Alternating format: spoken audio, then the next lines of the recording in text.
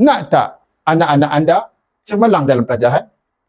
Nak tak kami bimbing dan latih anak-anak anda untuk berfikir lebih sistematik supaya mereka boleh faham topik-topik kompleks dengan mudah dan cepat?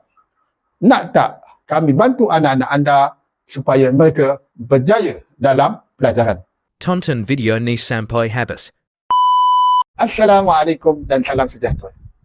Adakah tuan-tuan dan puan-puan ingin anak anda cemerlang dalam pelajaran? Saya Haji Muhammad Yusof Baci, penulis buku Teknik Berfikir Cemerlang Inspirasi Al-Quran.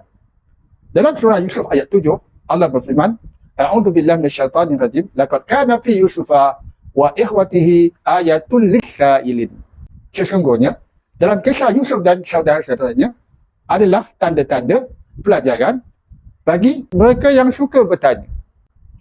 Teknik berfikir cemerlang, intra-questioning, adalah satu teknik untuk mengajar anak-anak anda berfikir dengan cara berfikir, bukan cara belajar. Di dalam bengkel teknik berfikir cemerlang, pengamal-pengamal TBCIQ atau teknik berfikir cemerlang ini yang telah berjaya akan membimbing dan melatih anak-anak anda untuk berfikir secara sistematik dan untuk membolehkan mereka memahami topik-topik kompleks dengan mudah, cepat dan komprehensif.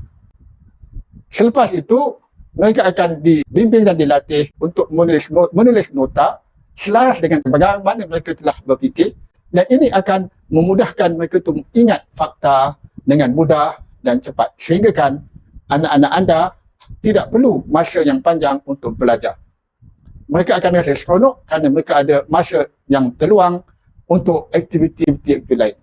Ramai peserta yang telah ikuti teknik berfikir cemerlang yang diadakan sejak tahun 2020 telah cemerlang dalam pelajaran seperti yang tuan-tuan dan puan-puan lihat dalam FB page kami.